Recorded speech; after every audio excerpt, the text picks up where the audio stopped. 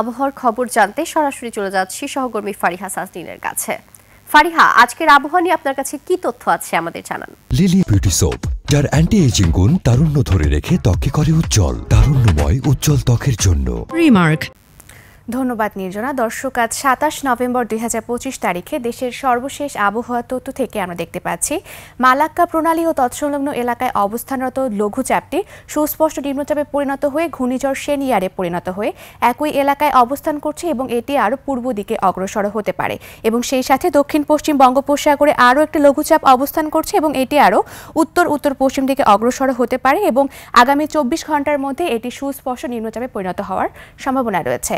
সারা দেশের আকাশ আংশিক মেঘলা থাকবে এবং তাপমাত্রা শুষ্ক থাকতে পারে, সেই সাথে দিন ও রাতের তাপমাত্রা প্রায় অপরিবর্তিত থাকতে পারে।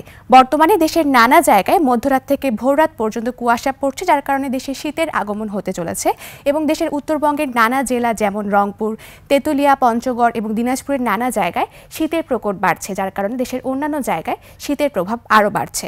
বর্তমানে বিশেষ কিছু অঞ্চলের তাপমাত্রা যদি আমরা দেখে থাকি তাহলে সিলেটে রয়েছে ২১ ডিগ্রি সেলসিয়াস, ঢাকায় রয়েছে ২৩ ডিগ্রি সেলসিয়াস এবং খুলনা ও বরিশালে রয়েছে ২২ ডিগ্রি সেলসিয়াস। গতকাল সর্বনিম্ন তাপমাত্রা রেকর্ড করা হয়েছে তেঁতুলিয়াতে, যা ১২.৮ ডিগ্রি সেলসিয়াস এবং সর্বোচ্চ তাপমাত্রা চট্টগ্রামের সীতাকুণ্ডে, যা ৩১.৯ ডিগ্রি সেলসিয়াস। গত ২৪ ঘন্টায় রাজধানী ঢাকার সর্বোচ্চ তাপমাত্রা ছিল ২৯.৫ ডিগ্রি সেলসিয়াস এবং সর্বনিম্ন তাপমাত্রা ১৯ ডিগ্রি সেলসিয়াস। আজ ঢাকার আকাশ আংশিক মেঘলা থাকতে পারে এবং উত্তর অথবা উত্তর পশ্চিম দিক থেকে ঘন্টায় ৮ থেকে ১০ কিলোমিটার বেগে বাতাস প্রবাহিত হতে পারে। আজ সকাল ৬টা অনুযায়ী ঢাকার বাতাসের আপেক্ষিক আর্দ্রতা নির্ণয় করা হয়েছে ৮৪% এবং আজ ঢাকায় সূর্যাস্ত হবে সন্ধ্যা ৫টা বেজে ১০ মিনিটে। দর্শক, এই ছিল আমাদের আজকের আবহাওয়ার তথ্য। ফিরে যাচ্ছি নির্জনার কাছে। নির্জনা। ফারিহা, অসংখ্য ধন্যবাদ আপনাকে।